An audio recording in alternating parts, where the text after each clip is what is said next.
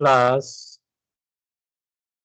in the last class, we have discussed about the concept of open cast mine planning and design.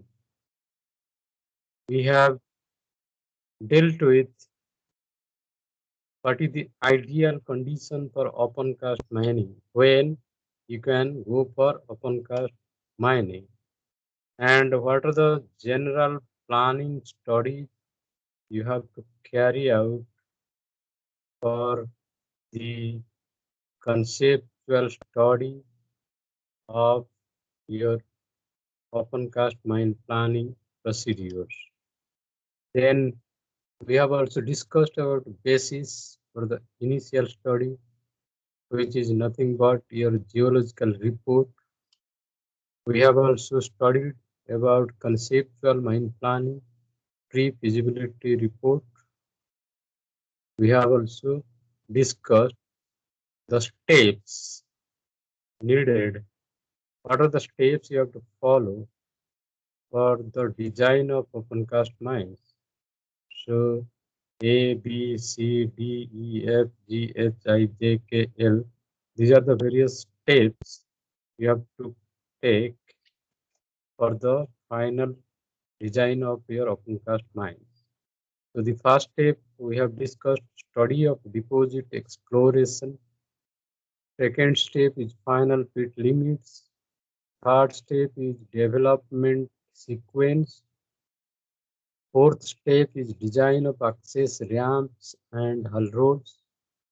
E is pit design.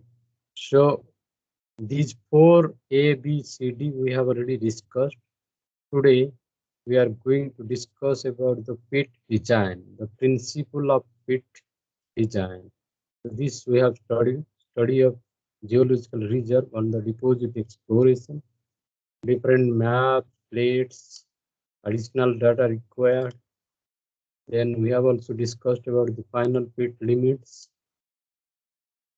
We have also discussed about the final pit limit, how to estimate the stripping ratio. We have also discussed the different type of stripping ratios, the value of stripping ratio for different grade of the coal you are going to mine, and what are the development sequence you have to follow in open cast mining, like opening the deposit through the access trenches, then giving the box cut to accommodate all equipment.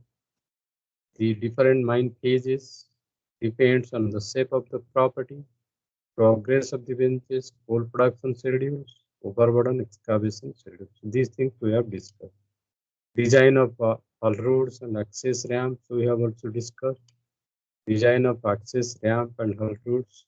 What should the width? What should the gradient? What should the lesser number of curves? In flat seams of large strike length, what should the haul road configuration? In steep seams, what should the criteria? All these things we have discussed. So today we are going to discuss about the open pit mine planning and design, open pit design. So what are the general design parameters you have to study, and what are the planning data you need for the design and planning of the open pit mines?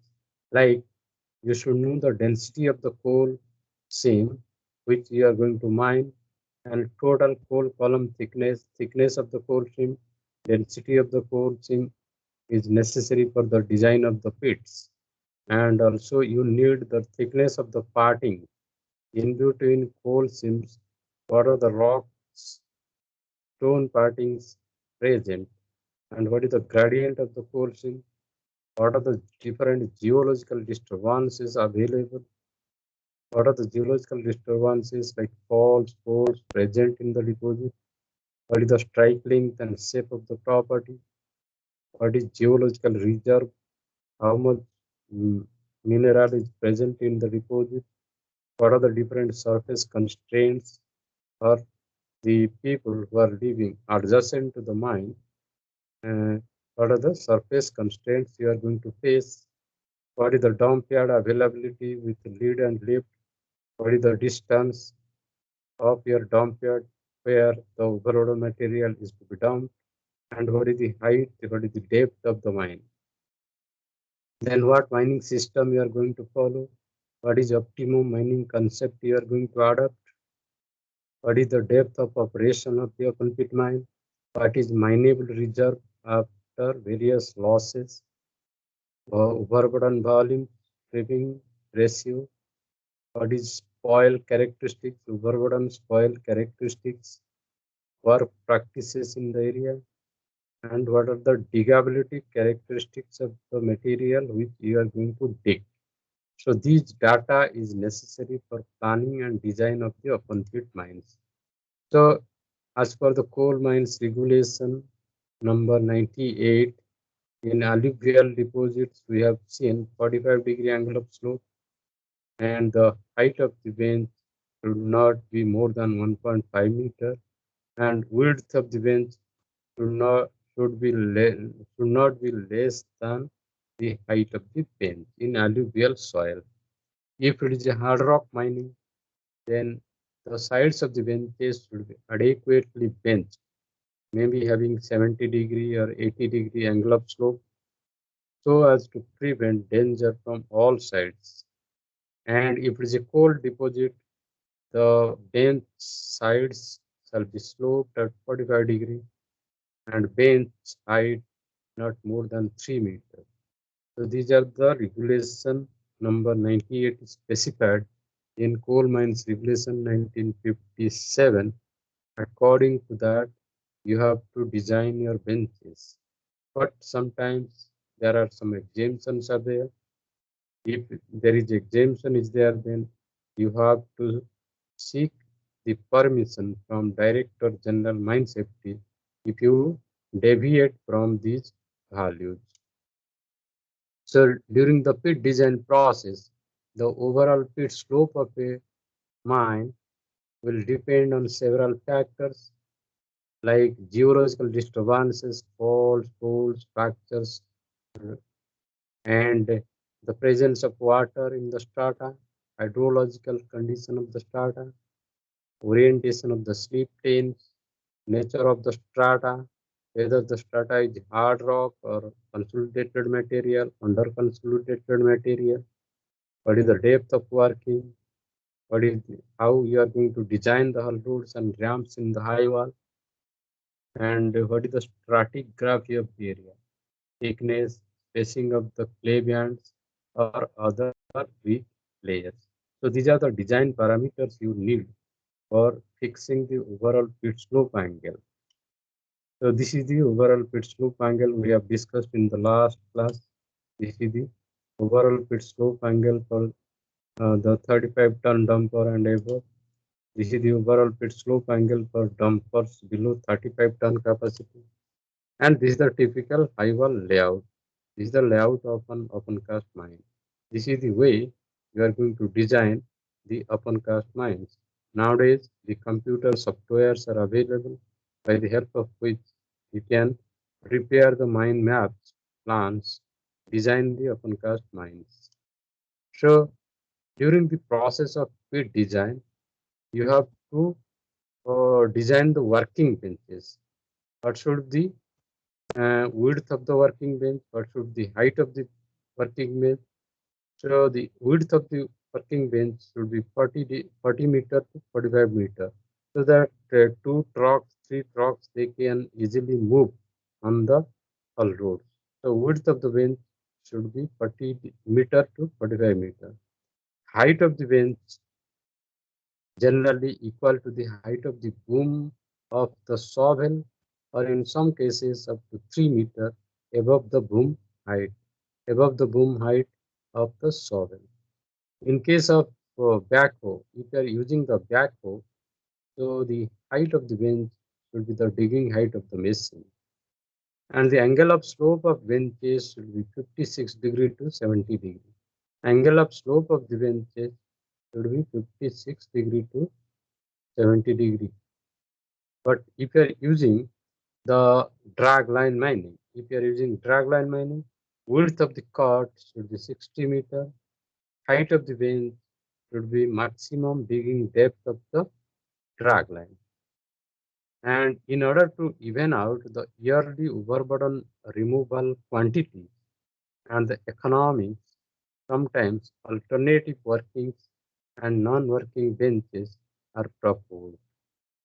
Okay. So after design of the open cast mines, next step is fixing annual production capacity. How much mineral you are going to produce annually. Fixing annual production capacity, targeted production. You have to give a target to produce that amount of mineral per year. So how to fix the annual production capacity? Suppose you have fixed the annual production capacity. So you should have the equipment, the required size of the equipment to produce that amount of material annually. So after defining the boundary of the mine, the annual production capacity is fixed based on the following criteria. So while fixing the annual production capacity, these uh, things you have to take into consideration. How to fix the annual production capacity? Uh, so you should uh, know the available mineable coal reserve. How much coal is available? How much mineral is available in the deposit? Accordingly, you have to fix the annual production capacity. Then geometry of the deposit, where uh, deposit is there, whether it is at the surface or at a depth. Geometry of the deposit, strike length of the deposit, deep rise length of the deposit. So these are the parameters you need for fixing annual production capacity of your mining operation.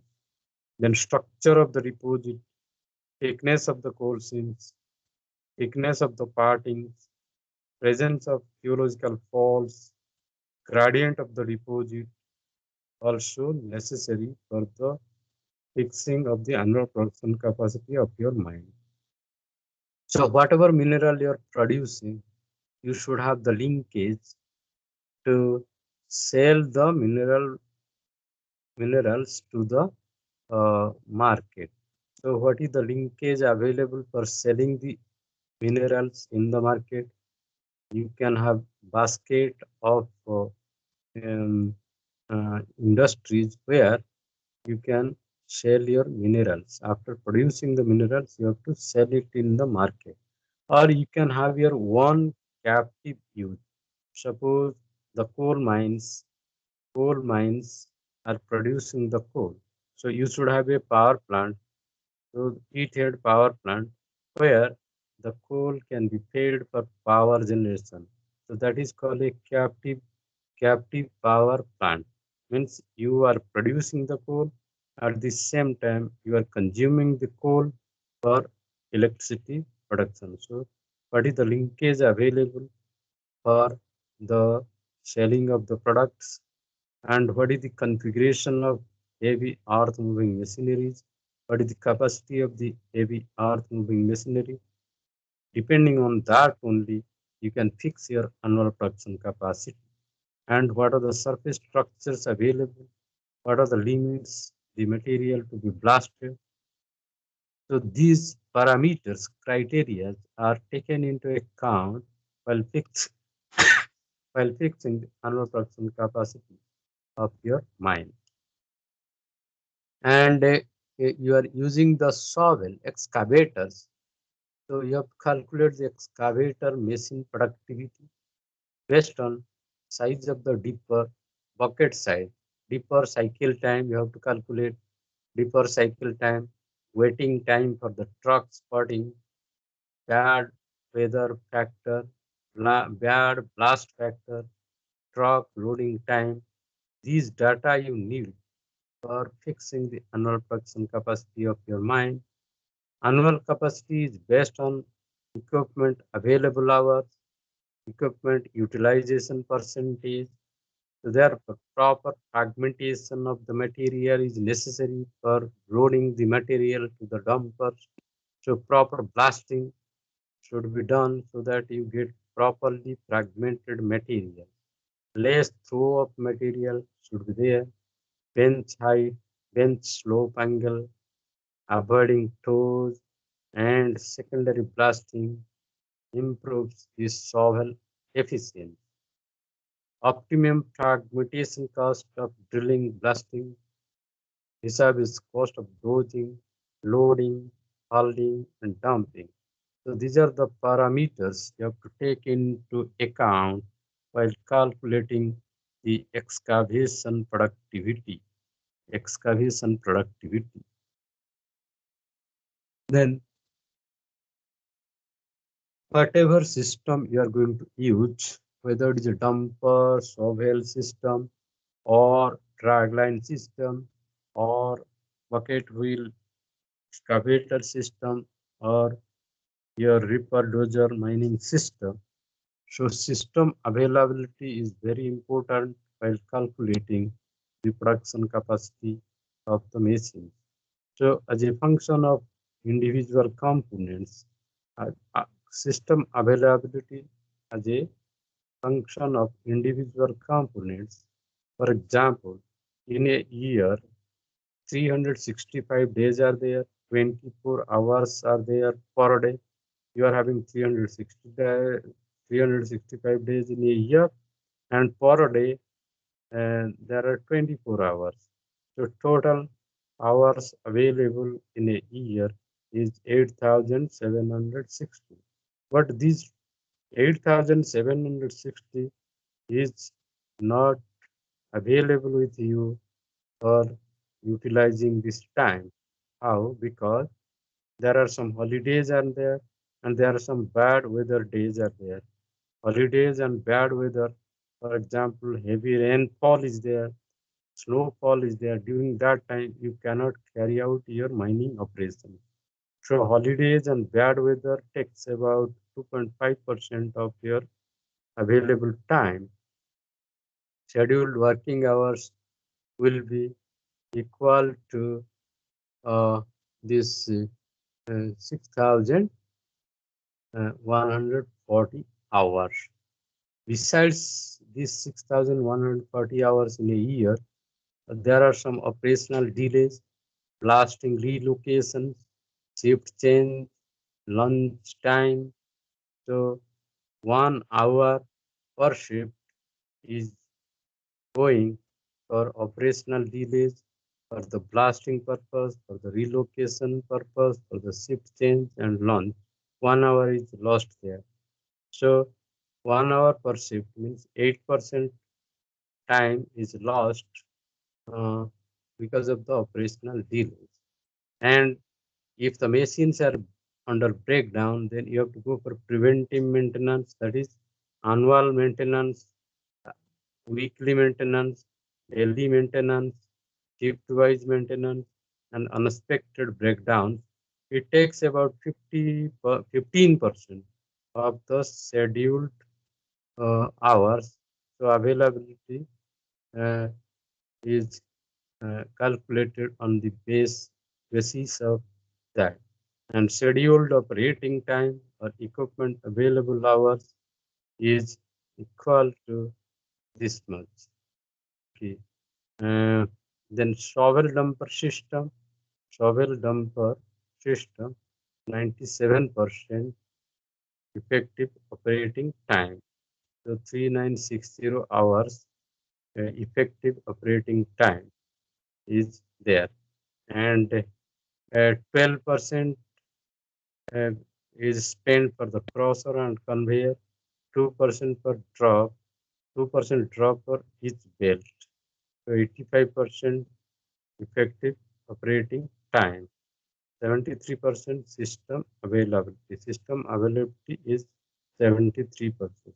So out of 8,760 hours in a year, only 73% of the time is available for actual working in the mine. So in the next step, After fixing the annual production capacity, next step is main mining equipments for various technology. What technology you are going to adopt, like shovel dumper technology, dragline technology, in-pit crusher conveyor spreader technology, continuous mining technology, bucket wheel excavator, rock breaker technology, surface miner technology. These are the six type of technologies available in open cast mining. And depending upon the type of technology you are adopting, the main mining equipments will be decided on the basis of the technology you are going to adopt in your mining operations. So if your technology is shovel dumper technology, you have to purchase the shovels and dumpers. If it is dragline technology, you have to purchase the dragline. If you are following in-pit crusher and conveyor spreader technology, then you have to purchase the in-pit crushing system, conveyors, and spreaders. And if you are using the continuous mining technology, then you can use the bucket wheel excavators. You have to purchase the machine which is called a bucket wheel excavators, bucket chain excavator, and reverse dozers also is there. If you are using the rock breaker technology, you have to purchase the rock breakers.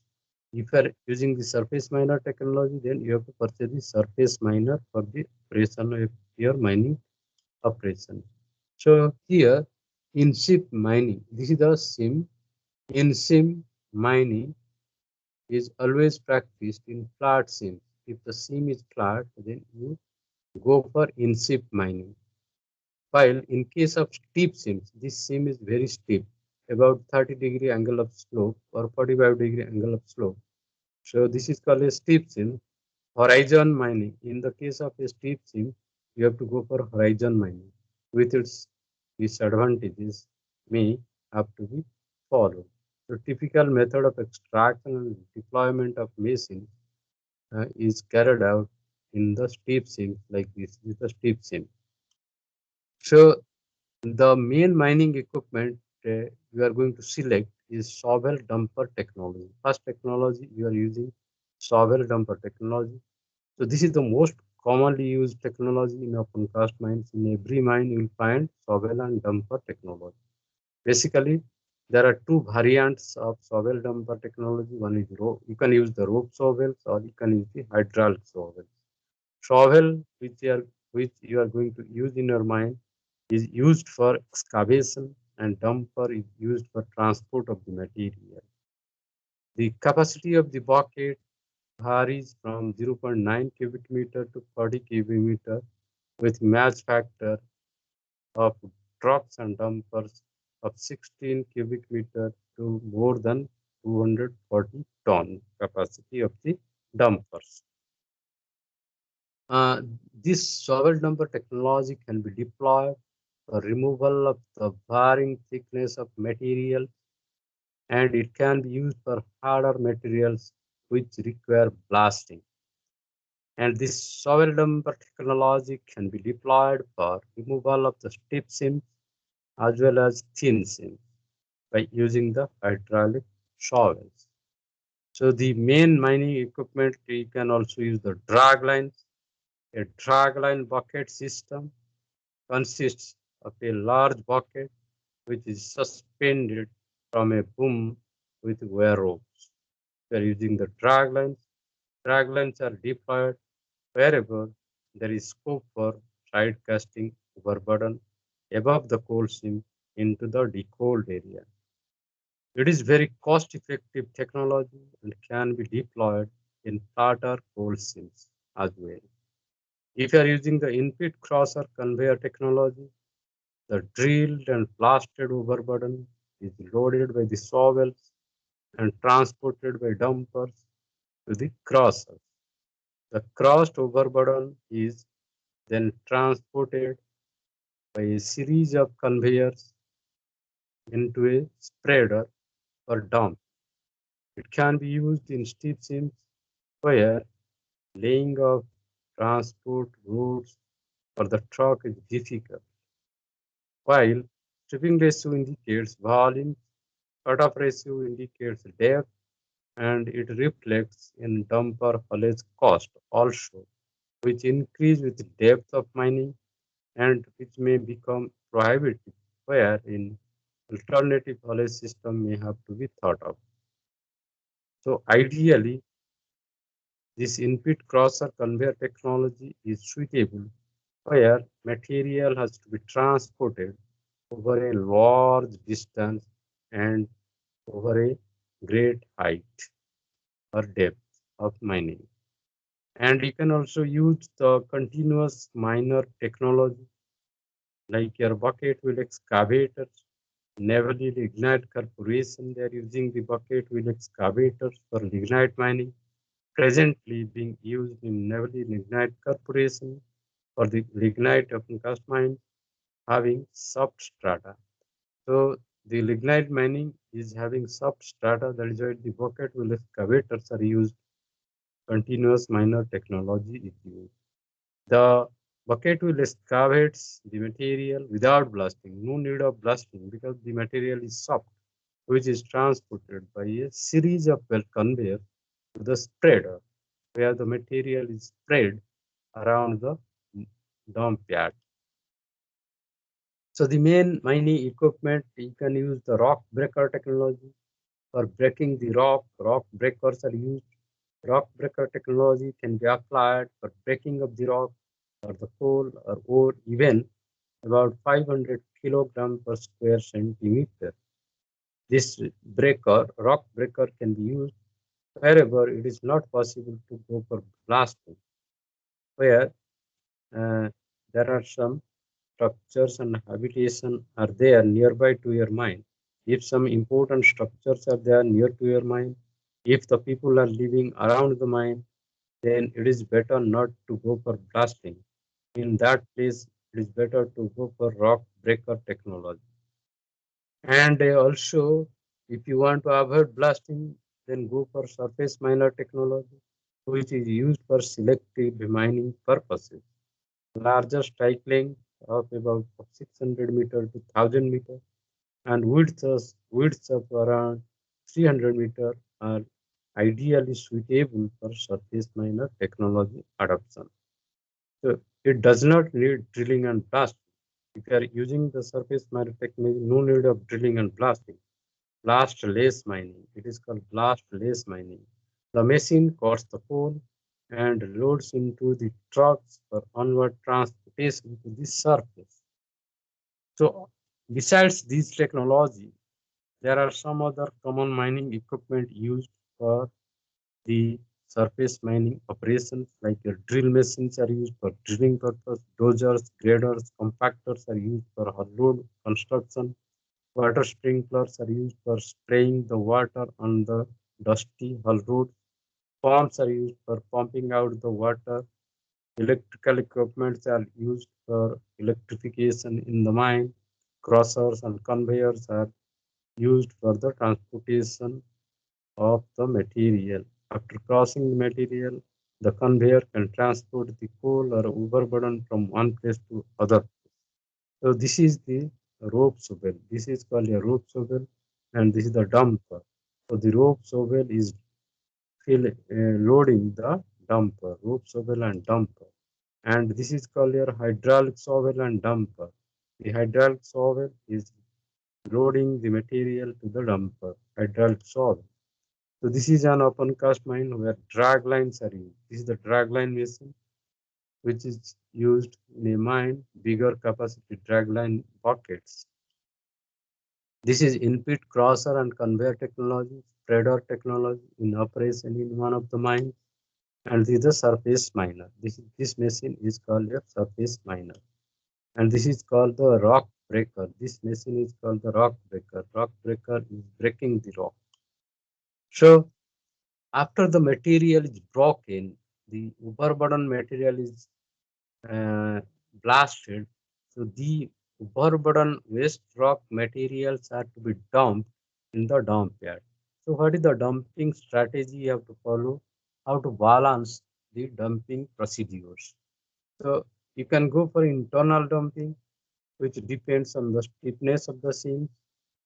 You can go for external dumping also.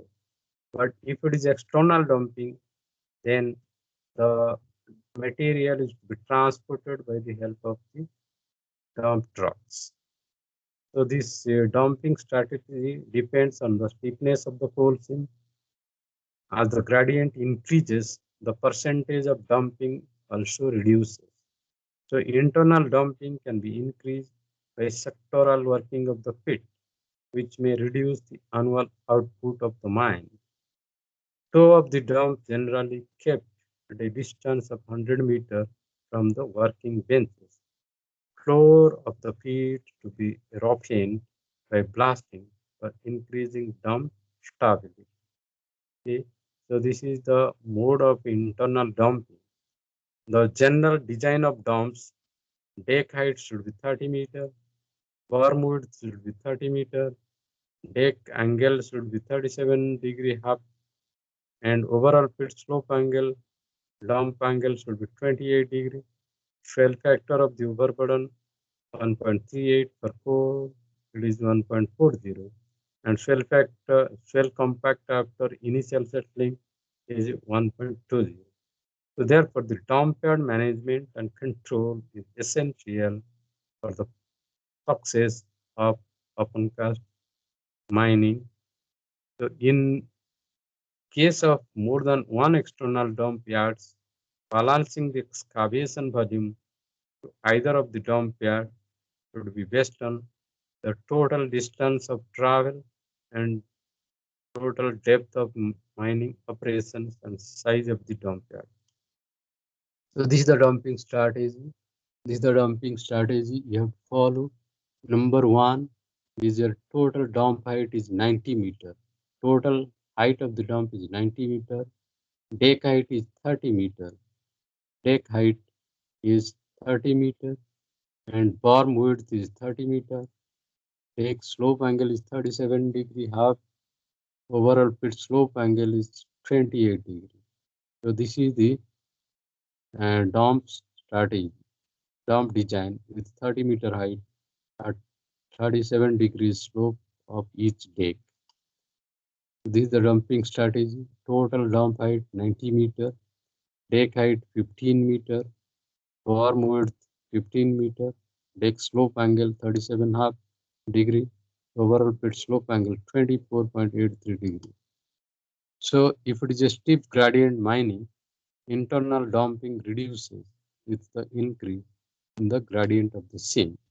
So steep gradient, if the gradient is very steep, comparison between 1 in 4 gradient and 1 in 8 gradient. Okay, so floor dipping at 1 in 4 and floor dipping in 1 in 8. So assumptions, strike length is 1,000 meter, maximum depth is 110 meter, coal seam thickness is 15 meter, annual rated capacity of the mine 6 lakh ton per annum, and project parameters for the 1 in 4 gradient, 1 in 8 gradient. So area of excavation is 0.59 square kilometer, but if you are mining with 1 in 8, so the area of excavation will be more, 1.04 square kilometer. And mineable reserve 90 lakh ton. And in this case, if you are working with 1 in 8, it is 180 lakh tons. Total overburden removal will be 274 lakh cubic meter. And if you are using 1 in 8, it will be more, 480.5 lakh cubic meter. Stripping ratio, if you are working with 1 in 4, it is 2.74. If you are working with 1 in 8, it is 2.67. Volume of internal dumping 39.85 lakh cubic meter. And if you are working with 1 in 8, it is 256.41 lakh cubic meter. Volume of external dumping 234.15 lakh cubic meter. And if you are working with 1 in 8, it is 134 lakh cubic meter. Percentage of internal dumping 14.54, percentage of internal 53.536 up to ground level. Safe distance from coal bench to toe of the internal dump 100 meter. In this case, it is 50 meter. This is a comparison between 1 in 4, 1 in 8 gradient if you work the mine. So this is the configuration of 1 in 4. This is the configuration 1 in 8. So after that, in the next step, you have to go for designing the year-wise production, stage-wise production, and accordingly you have to prepare the year-wise and stage-wise plans. So what is stage-wise plan? Stage plans are prepared based on your year-wise production requirements, rated output of the mine. Phase plans at the end of every 1 year, 2 year, 3 year, 4 year, 5 year, and in intervals of 5 years are prepared. Also, these stage-wise plans are prepared where any specific landmark, like a new box cut is driven, change in layout will take place. Next step of your open pit design is financial viability. You have to calculate what is the mining cost, what is the selling price of the value. Accordingly, you have to calculate the profit of the organization. Profit or loss of the organization is calculated, which is called your financial viability, whether financially it is possible or not, whether you are going to profit, whether you are going to get profit or not. So that is financial viability. The requirement of heavy earth moving machinery and how much money you are going to spend for purchase of heavy earth moving machinery. Other capital like developmental works, coal handling plant, etc. are worked out also during the financial viability study. Operating expenses are worked out to arrive at the cost of production. To produce 1 ton of mineral, how much money you are going to spend, that is called the cost of production. Financial viability includes profit and loss of the company, internal rate of return, etc. is estimated during the financial viability study. Based on the required internal rate of return, anticipated selling price is also worked out. What should the selling price of the minerals? Accordingly, you will find out the internal rate of the return. And if the coal is of poor quality, you have to go for washing. Washing of the coal is done by the coal washers. Need for coal washing because powerhouses consume about 75% of the coal. Powerhouses are designed to accept only coal of E grade and above with uh, uh, 3,300 your that calorific value, and the percentage of production of coal below E grade is increasing. In that case, you have to go for coal washing. Ministry of Environment and Forest also stipulates presently the onus of responsibility is on end user for using the coal of not more than 34% as if he is located over 1,000 kilometers away from the mine. Hence, the need to upgrade the coal before E-grade so as to suit the requirements of the powerhouses, you have to go for coal washing. So the cost of coal washing is around 120 rupees to 130 rupees per ton of raw coal. So if you want to go for coal washing, you have to spend about 120 rupees per ton for coal washing purpose. Then we have seen that in the last stage of your last step is environmental stipulation. If you are going for open cast mining, so a lot of environmental stipulations are there. So as per the Environmental Protection Act 1986, Environment definition means it includes the water, quality of water, air, quality of the air, land, land use pattern, and the interrelationship which exists among and between the water, air, and land and human beings. Other living creatures living in the locality, birds and wildlife, plants, microorganisms, and property. So, as per the Environmental Protection Act 1986, the definition of environment is it includes the water environment, air environment, land uh, environment, and the interrelationship which exists among and between the water, air, land, and human beings, and other living creatures like wildlife and birds, plants, herbal plants, forest trees, microorganisms, and property situated in the mining area. So, there are some impacts of mining on the air quality and what mitigation measures you have to take to control the air pollution. Because in mining area, a lot of dust is generated while drilling, while blasting, while excavating the rock, while crossing the rock, while transporting the rock. You a lot of dust is generated. So this dust becomes airborne. Your uh, air is getting polluted and it gets carried away to the surrounding area. This is the impact of mining on the air quality because of the generation of the dust. So, how to control the dust?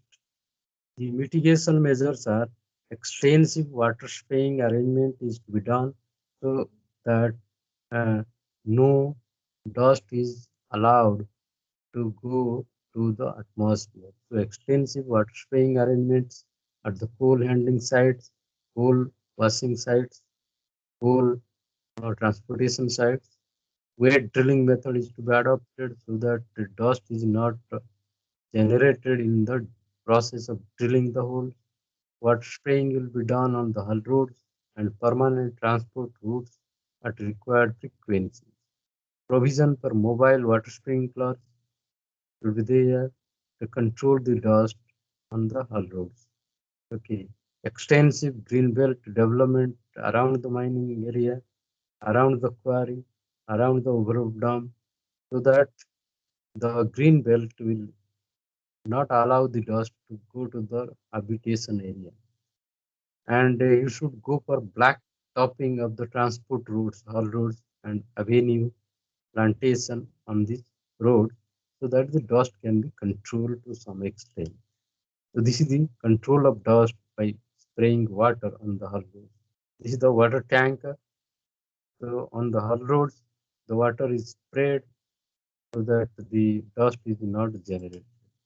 This is the dumper is moving on the hull road, and these are the water.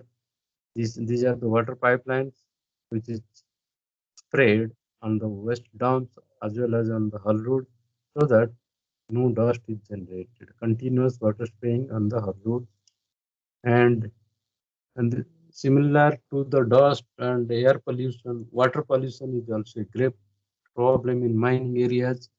So, what are the impacts of what mining? What are the impacts of mining on water quality?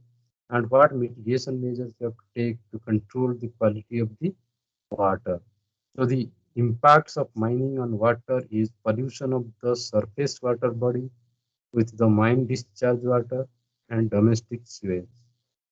So the mitigation measures you have to take, the mine discharge water is to be treated in the settling tanks before they are discharged into the surface water body. So there should be a settling tank where the dust will be settled down before the water is discharged into the surface water body.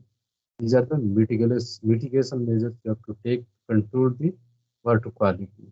And also the effluents from the workshop is to be treated in effluent treatment plants. So there should be effluent treatment plant where from the workshop, lot of grease, oil, which are flowing along with water in during rainy season. So they will be taken to the uh, effluent treatment plant and the material will be treated so that the water will be free from the contamination. And there should be sewerage treatment plant to be provided in every mining locality for treating the domestic sewage from the colony, industrial colony where people are living. So these are the impacts of mining on the water quality, and these are the mitigation measures you have to take to control the quality of the water. This is the photograph of a settling your sewerage treatment plant. This is the sewerage treatment plant in a mining area. And this is the treatment plant for workshop effluent. The effluent which is coming from the workshop is treated here in the treatment plant.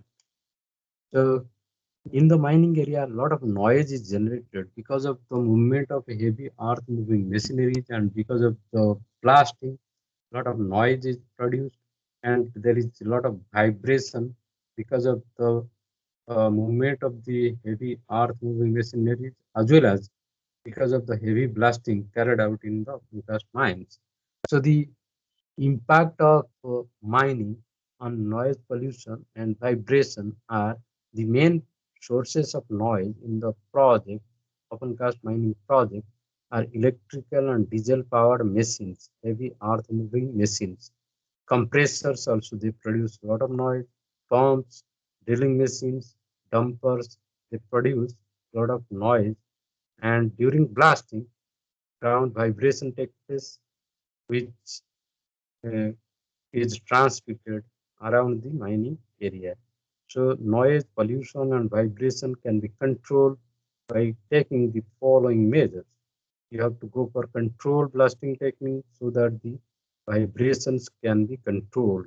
Controlled blasting techniques using non-electric uh, uh, detonators are to be adopted. And you have to create the green belts by planting trees of dense foliage in three rows between mining area and residential colony. Proper maintenance of the machinery should be carried out so that there will be uh, no noise, no vibration from the machines, including transport vehicles like your dumpers or any other transport equipment you are using in the mining area. And you have to take protective devices like earplugs to control to not allow the noise to enter to your body system. Earmuffs are to be provided to the needy workers. Sound and dust-proof cabins are to be provided so that the operator can work comfortably in the machines like dozers, shovels, dumpers, and feeder breakers at coal handling plant. So these are the control measures you have to take to control the noise and vibration. And a lot of overburden material you are going to handle.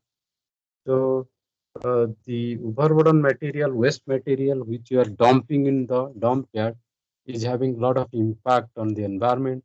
So what mitigation measures you have to take to control the overburden dumps?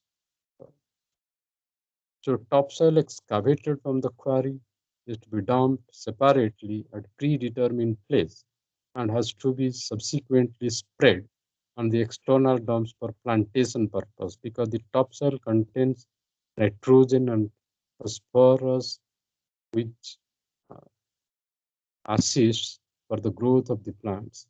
The topsoil dump is to be kept not more than 10-meter height. Topsoil has to be vegetated with grasses and leguminous species to maintain its fertility. The reclamation of the overburden dumps is to be done by using biological engineering techniques, biological reclamation technology for stability of the slopes and prevention of soil erosion from the overburden dumps. Construction of creep structures, gabion structures, forming of staggered contour trenches are to be practiced for stability of the slopes.